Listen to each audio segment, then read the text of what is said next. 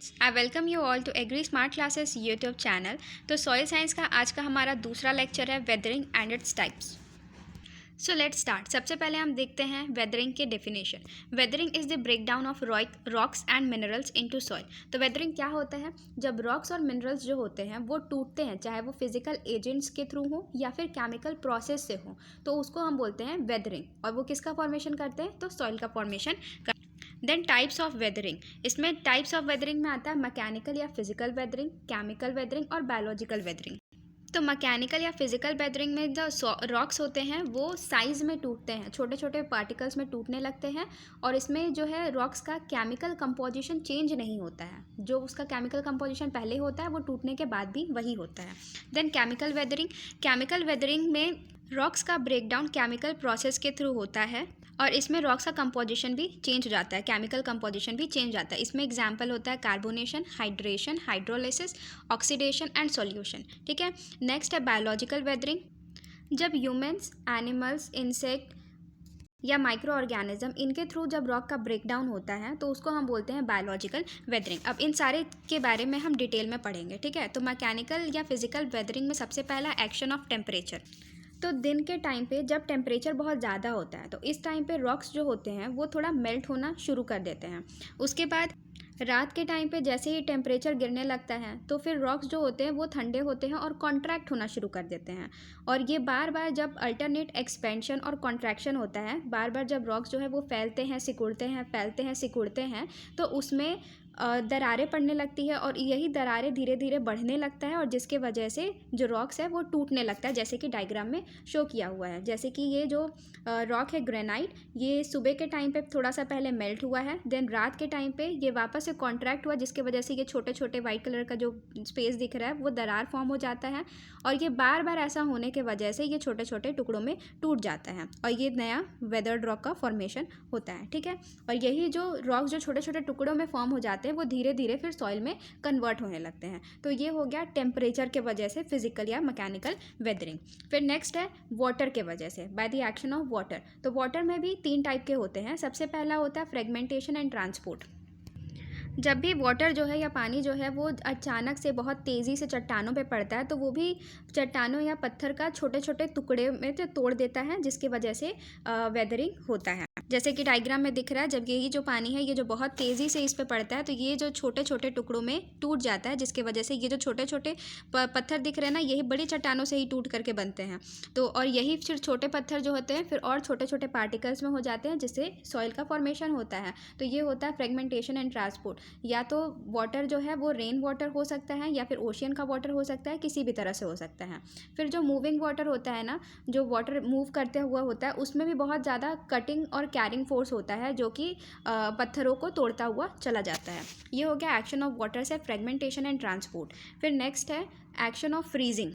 Frost जो होता है वो हीट से भी ज़्यादा इफेक्टिव होता है वेदरिंग के प्रोसेस में। ठीक है। तो जैसे कि जो ठंडे इलाके होते हैं वहाँ पे जो पानी गिरता है वो पत्थर के जो दरार पड़े हुए जो एरिया होता है, जो दरार वाला एरिया होता है, जैसे कि यहाँ डायग्राम में दिख रहा है ये वी शेप का, इसमें पानी जो है इकट्ठा हो जाता है। ठीक है। अब जैसे जैसे टेम्परेचर कम होता है, ठीक है, तो ये बर्फ़ में चेंज होने लगता है। तो जब बर्फ़ में चेंज होता है तो सबसे पहले ये जो ऊपर वाला एरिया है ना वो बर्फ़ में कन्वर्ट होता है, उसके बाद नीचे वाला एरिया कन्वर्ट होता है।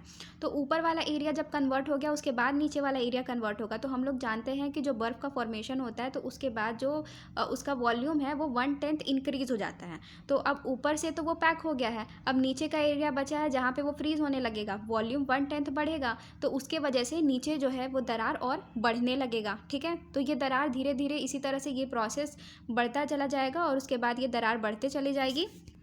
और जैसे ही पानी, ये दिन का टाइम आएगा, ये जो बर्फ़ होगा ये पिघलने लगेगा और उसके बाद क्रैक्स में और अंदर घुसता हुआ चला जाएगा। ये प्रोसेस बार बार रिपीट होने के वजह से जो रॉक्स है वो टूटने लगते हैं। तो इसको हम बोलते हैं एक्शन ऑफ फ्रीजिंग। बर्फ़ जमने और पिघलने के वजह से भी बर्फ़ टूटते हैं।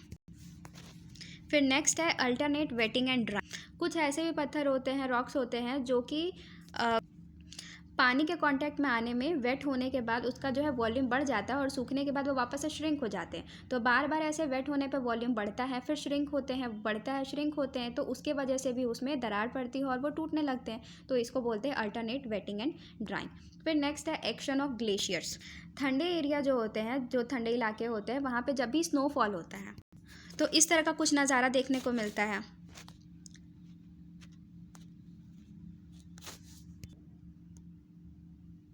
और ये जो है आइस शीट में कन्वर्ट हो जाते हैं। फिर ये बड़े बड़े ग्लेशियर जो होते हैं, जब टेम्परेचर कम होने बढ़ने लगता है तो फिर इसका ये जो है थोड़ा थोड़ा पिघलना शुरू हो जाते हैं। पिघलते हैं तो फिर ये मूव करने लगते हैं नीचे की तरफ, जैसे कि नीचे की डायग्राम में शो किया गया है।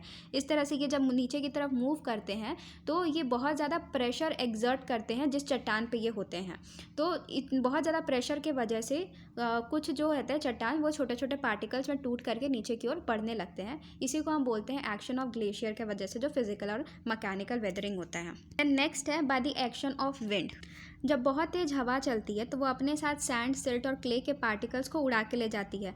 और यही जब अचानक से जब रॉक्स में टकराते हैं तो रॉक्स के छोटे छोटे टुकड़े जो हैं वो टूटने लगते हैं। तो इसी को हम बोलते हैं बाय एक्शन ऑफ विंड। इसके वजह से जो मैकेनिकल या फिजिकल वेदरिंग होता है, ये कोई एक बार से हो जाने वाला प्रोसेस नहीं है, इसमें हज़ारों साल लग जाते हैं और इसी वजह से ये तुरंत से नोटिस में नहीं आता है। उसके बाद है एटमॉस्फेरिक इलेक्ट्रिकल फिनोमेना। बारिश के टाइम पे जो बिजली गिरती है तो उसके वजह से भी जो ये रॉक्स होते हैं वो ब्रेक डाउन हो जाते हैं, टूट जाते हैं, ठीक है। तो इसी को बोलते हैं एटमॉस्फेरिक या इलेक्ट्रिकल फिनोमेनन से physical weathering. Then next is chemical weathering. इसमें सबसे पहला है हाइड्रेशन। जब वाटर मॉलिक्यूल केमिकली कंबाइन करता है मिनरल्स से तो उसका जो है स्ट्रक्चर चेंज हो जाता है, इसी को हम बोलते हैं हाइड्रेशन।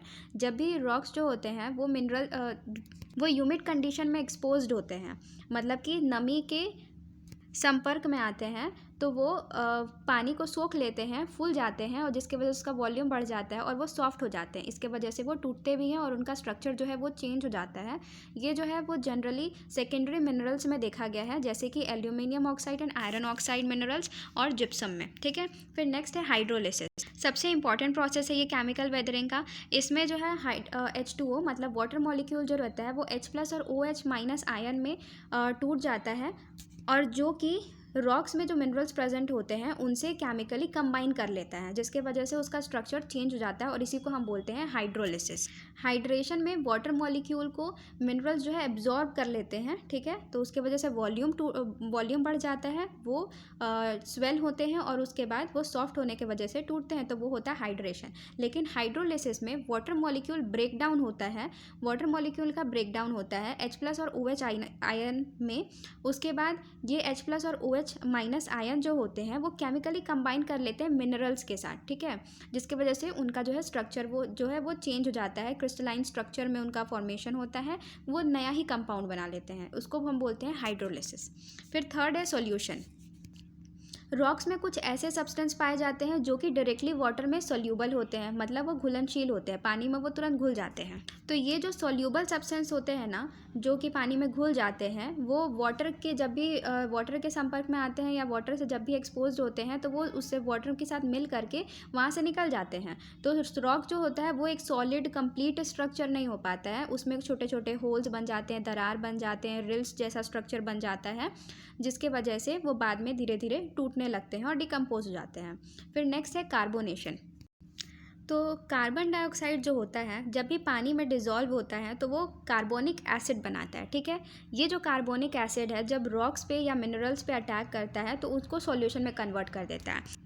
मतलब कि ये जो कार्बोनिक एसिड जो होता है ना, ये जो एक रॉक है, मान लें रॉक है, उसको होल्ड करने वाला उसमें कुछ मटेरियल होता होगा, जैसे कि मान लें सीमेंट, ठीक है। तो उसमें रॉक्स में जो भी मटेरियल है उनको होल्ड करने के लिए सीमेंट होता है। तो ये जो कार्बोनिक एसिड जो होता है सीमेंट को अपने साथ मिला करके निकाल देता है, तो उसके वजह से वो वापस से सॉलिड फॉर्म में एक साथ इकट्ठा होकर के नहीं रह पाते हैं और छोटे छोटे टुकड़ों में टूट जाते हैं। तो इसी को हम बोलते हैं कार्बोनेशन से वेदरिंग। Then oxidation. जब ऑक्सीजन कंबाइन हो जाता है मिनरल से तो उसको हम बोलते हैं ऑक्सीडेशन। ये जो ऑक्सीजन कहाँ से आता है, या तो सॉइल वाटर से आएगा या तो फिर एटमॉस्फेयर से आता है। और ये जो ऑक्सीडेशन का जो प्रोसेस है वो जनरली मॉइस्चर के प्रेजेंस में ज़्यादातर होता है और ये जो नया कंपाउंड बनाता है उसको हम हाइड्रेटेड ऑक्साइड्स बोलते हैं, जैसे कि जो भी minerals containing iron and magnesium. ये सब हाइड्रेटेड ऑक्साइड्स बनाते हैं। जनरली हम लोग मेटल्स में देखे होंगे कि जो लोहा होता है उसमें जब भी वो नमी के एक्सपोजर में आता है या फिर वहाँ पे ऑक्सीजन से वो रिएक्ट कर लेता है तो वो जंग लग जाता है उसमें, उसको हम बोलते हैं फेरस ऑक्साइड या आयरन ऑक्साइड। वैसा ही सेम प्रोसेस जो है ऑक्सीडेशन में रॉक्स के साथ होता है। मेटल्स जिसमें कि रस्ट लग जाता है या फिर जंग लग जाता है, उसको जब हम लोग उंगली से थोड़ा सा भी कुछ करेंगे तो वो ब्रेक हो जाता है। वैसा ही प्रोसेस सेम रॉक्स के साथ भी होता है। फिर नेक्स्ट है बायोलॉजिकल वेदरिंग। बायोलॉजिकल वेदरिंग में सबसे पहले हम देखेंगे मैंस और एनिमल से किस तरह से वेदरिंग हो या किस तरह से वो हेल्प करते हैं वेदरिंग के प्रोसेस में। जब भी ह्यूमंस डैम्स, चैनल्स, रोड्स और बिल्डिंग्स को कंस्ट्रक्ट करते हैं तो रॉक्स को वो कट करके ही बनाते हैं। तो रॉक्स को जब कट किया जाता है तो रॉक्स का जो सरफेस एरिया होता है वो बढ़ जाता है, जिसके वजह से रॉक्स का सरफेस एरिया बढ़ने के वजह से जो केमिकल एजेंट्स या फिजिकल एजेंट्स जो होते हैं वो रॉक्स का डिकम्पोजिशन और ईजिली और तेज़ी से कर सकते हैं।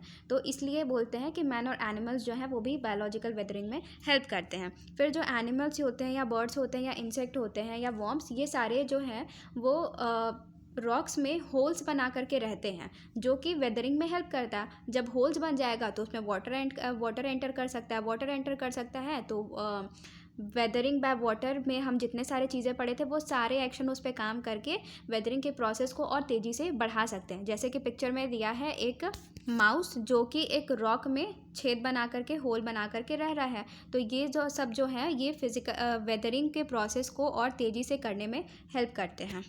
फिर एंट्स और टर्माइट्स जो होते हैं, चींटी वगैरह, ये सारे जो हैं वो भी और रॉक्स में अपने लिए गैलरीज जैसा स्ट्रक्चर बना करके रहते हैं। तो ये सब भी वेदरिंग के प्रोसेस को बढ़ाने में हेल्प करते हैं।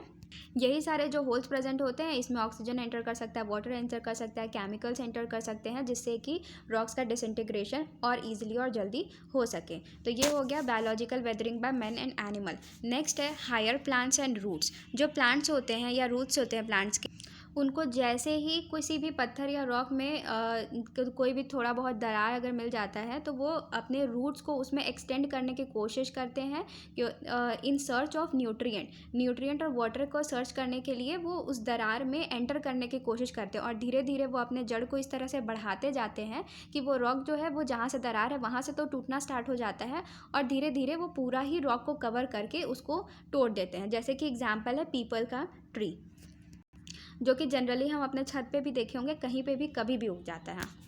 फिर नेक्स्ट है biological weathering bye micro organism जैसे कि मॉसेस, बैक्टीरिया, फंजाई, एक्टिनोमाइसिटीज़, ये सब भी बहुत ज़्यादा इंपॉर्टेंट रोल प्ले करते हैं वेदरिंग के प्रोसेस में। तो माइक्रो ऑर्गेनिजम्स जो होते हैं ये क्या करते हैं, प्लांट्स और एनिमल्स का जो रिमेन्स होता है उसको डिकम्पोज करने में हेल्प करते हैं, मतलब सड़ाने गलाने में हेल्प करते हैं। तो इस प्रोसेस के बीच में कार्बन डाइऑक्साइड का फॉर्मेशन होता है और बहुत सारे ऑर्गेनिक कंपाउंड्स बनते हैं और यही जो कार्बन डाइऑक्साइड है ये वाटर के साथ मिल करके कार्बोनिक एसिड बनाता था। ये हम लोगों ने केमिकल वेदरिंग में कार्बोनेशन में पढ़ा था। तो ये कार्बोनिक एसिड बनाता था जो कि रॉक्स के डिकम्पोजिशन में या ब्रेक डाउन करने में हेल्प करता है। ऑर्गेनिक कंपाउंड्स भी मिनरल डिकम्पोजिशन या रॉक से ब्रेक डाउन में हेल्प करते हैं। तो इस तरह से माइक्रो ऑर्गेनिजम्स जो है वो भी बायोलॉजिकल वेदरिंग में हेल्प करता है। तो यहाँ पे हमारा वेदरिंग का टॉपिक कंप्लीट हो गया है। अगर आपको वीडियो अच्छी लगी हो तो do like, share and subscribe. तो मिलते हैं हम नेक्स्ट वीडियो में, तब तक के लिए बाय बाय, थैंक यू।